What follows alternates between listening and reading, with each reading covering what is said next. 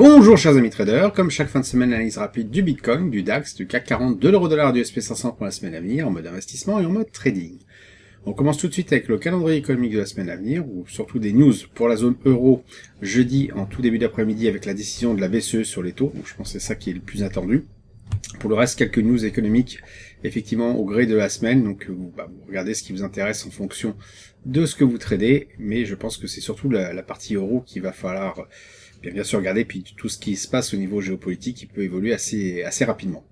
Allez, on commence avec le Bitcoin qui a à nouveau explosé, donc belle hausse par rapport à la semaine dernière.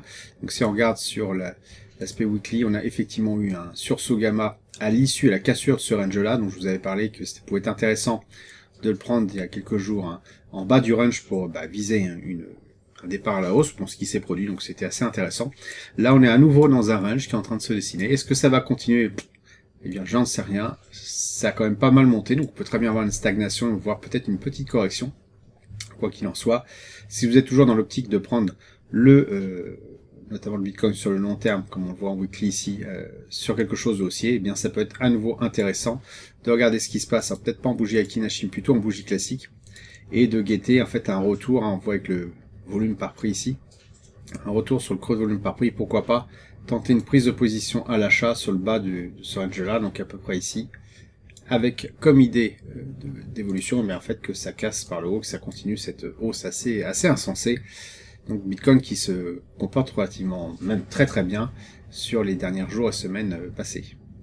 Pour le DAX, c'est la même chose, on a cassé le range aussi, déjà la fin de la semaine dernière, je vous en avais parlé, on l'avait déjà cassé. Là, on confirme la cassure, et donc on s'extrait vraiment de cette zone d'intérêt, support-résistance. On est carrément éjecté vers des plus hauts historiques. Donc tout ceci nous donne pas forcément de repères sur savoir comment entrer en position, puisqu'on est vraiment sur les plus hauts. Donc on a plutôt tendance à se dire à connaître ce qui se passe en dessous, mais pas au-dessus. Quoi qu'il en soit, c'est haussier pour l'instant. On a un RSI au-dessus de 50, on a un stochastique qui est relativement bien orienté en weekly. Quand on passe sur une base journalière, eh bien on constate la même chose, un RSI très positif.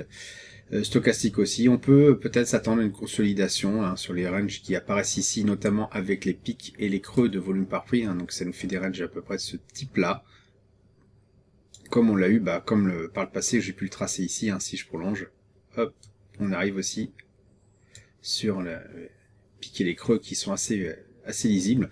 Donc à nouveau, quand on passe en bougie classique, c'est un petit peu plus visible, alors peut-être pas encore tout de suite, puisqu'il n'y a pas eu assez simplement de bougies en journalier. Si on est à nouveau haussier sur le DAX, comme un peu le Bitcoin, on pourra toujours prendre position sur le bas du range potentiel qui est en train de se dessiner. Alors je dis potentiel, pourquoi ? Parce que si je mets mon trait ici, il est tout à fait possible que le prix corrige et finalement aille rejoindre le bas du range juste en dessous. Auquel cas, ce serait plutôt là qu'il faille entrer. Donc, comme on n'a absolument aucune bougie, ce sont que des hypothèses. Je pense qu'il vaut mieux regarder comment va évoluer le prix pour se décider si finalement on prend ici ou ici, dans le cadre toujours d'une optique de continuation à la hausse. Si par contre on est très négatif, on pense, probablement à tort, puisque là tout est quand même positif, mais si on pense que c'est la fin du monde, eh bien ici on a un bon point d'entrée là sur les plus hauts pour passer à la vente à découvert. Moi c'est pas quelque chose que j'envisage. Tout est trop haussier, pas forcément avec des volumes explosifs, donc pas forcément une espèce de phénomène de hyper climax run.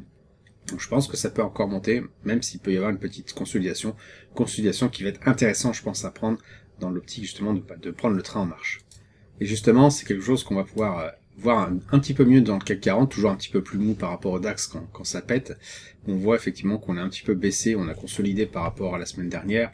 Si je passe en journalier, ça va être un petit peu plus visible qu'on se trouve dans une phase de range. Alors là, on est en train d'osciller dans ce tunnel de latéralisation, dont l'issue peut être bien sûr positive aussi, comme je le dis, mais on sent moins de patates pour le CAC 40. C'est vrai qu'il y a en ce moment que 3 ou 4 actions qui tirent vraiment le CAC vers le haut.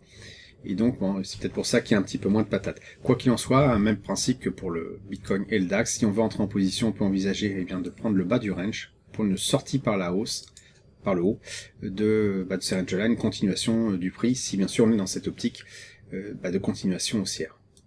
Concernant l'euro-dollar, on voit qu'on a une petite pause, qu'on a déjà commencé à voir la semaine dernière, dans la baisse, qui était assez caractéristique, en tout cas depuis le tout début de l'année. Donc là, on est en train de latéraliser dans une espèce de rectangle qu'on peut commencer à, si on regarde les pics et les creux de volume par prix, commence à tracer comme ci, sera peut-être même un peu plus visible en journalier, et encore plus si on passe en bougie classique. Voilà, on se retrouve finalement à osciller dans ce range-là. Et donc là, on est sur des niveaux intéressants pour une point de position à vente à découvert, tout simplement parce qu'on est en haut vraiment de ce range-là, et que si on a vraiment l'optique que ça continue de baisser, eh bien c'est certainement ici que c'est le mieux pour accompagner ou prendre en tout cas cette baisse dès le départ, en sachant que bien sûr si ça ressort par le haut, que ça dépasse ce niveau-là, hein, qui a été atteint un 0,8 à un 0,9 pratiquement, eh bien ça veut dire qu'on se sera trompé, auquel cas il faudra revoir un peu toute la stratégie et en tout cas peut-être ne plus envisager que ça continue de baisser. Enfin, le SP500 continue sa hausse comme le DAX et le Bitcoin, hein, c'est vraiment visible en bougie Akinji. Bon, pas trop de difficultés là-dessus, RSI au-dessus de 50, stochastique très orienté à la hausse, et puis bon, les bougies Akinji, vraiment une succession de bougies vertes sur du weekly. On est sur des niveaux plus hauts historiques. Si on regarde en journalier, pour prendre le train en marche, ce qu'il nous faut, c'est une petite latéralisation, une consolidation, qui était apparue effectivement la semaine dernière, avec ce range-là, qu'on commençait à voir avec les pics et les creux de volume par prix. Il y en a un autre qui s'est dessiné durant la semaine, qui, voilà, si on prend le creux ici, hop, et le creux ici, je tire vraiment, on arrivait sur ces niveaux-là, et là on est en train de casser par le haut. Donc peut-être un peu trop tard pour prendre le train en marche, mais les niveaux qui étaient intéressants la semaine dernière étaient vraisemblablement ceux-ci.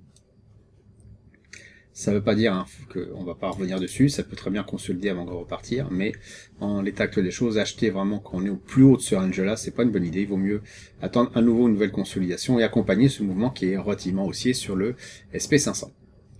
Voilà, j'espère que vous avez apprécié cette vidéo. Si c'est le cas, merci de laisser un pouce pour m'encourager à continuer. Abonnez-vous à la chaîne YouTube pour ne rater aucune nouvelle publication. Je vous dis merci et à bientôt sur le blog.